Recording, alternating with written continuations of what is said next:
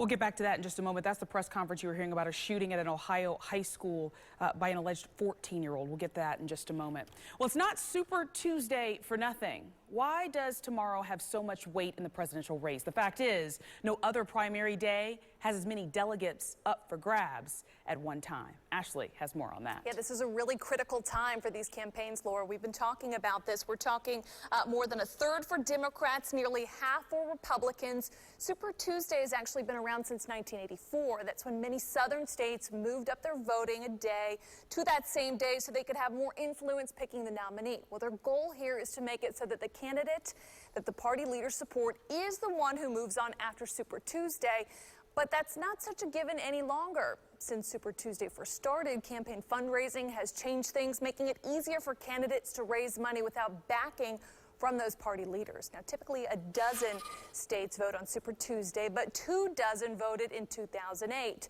Super Tuesdays typically decides who will end up being nominated. It's been the deciding factor every year for the Democrats, except for 1988 and 2008, and every year for the Republicans, except for 2008 and 2012. And of course, Florida not included in tomorrow's Super Tuesday. It could go a long way, though, in securing the nominations for the two candidates that will face off in the presidential election. Now, this is early voting is right now underway in some counties here in Florida. The Now's Eric Waxler joins us now from a polling location in Hillsborough County. Eric, you're learning there could be some wasted votes. Why is that? Yeah, Ashley, we are at one of the busiest polling spots for early voting in Hillsborough County. We've seen lots of people going in. And if you are coming to vote, this is what the Republican ballot looks like. 13 candidates still listed, even though all but 5 have suspended their campaigns. So who's left? Carson, Cruz, Kasich, Rubio, and Trump. But some of those others, well, they could get some votes as well.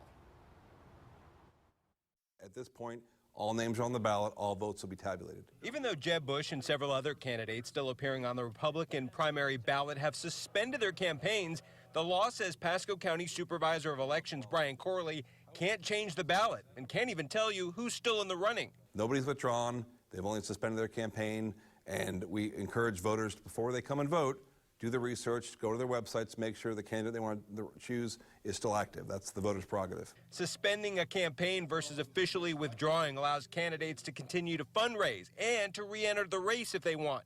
Some Republican voters would like to see less clutter on this ballot and just leave the candidates who are still running. Not that I'm against any of those others, but they shouldn't be there because it's only going to water down the potential voters for a particular candidate that is still valid. If you voted for someone who's now out of the race with an absentee ballot, it's too late to change, and that vote still will be counted. Corley says he's seen a record number of voters change affiliations, switching from independent to Republican or Democrat. In Pasco, slightly more to Republicans than Democrats. Other counties, it's slightly more to Democrats. But clearly, bottom line is they're coming from no party to one of the major parties to take part in this upcoming primary. Pascal Bedote did just that, switching from independent to Democrat. In part, it's because I want to make sure that Hillary Clinton does not get in power. So I'm trying to choose every way I can to make sure I neutralize her. It's probably the craziest election, and I'm 69 years old. I've been voting. I've never missed a voting opportunity, and it's certainly different.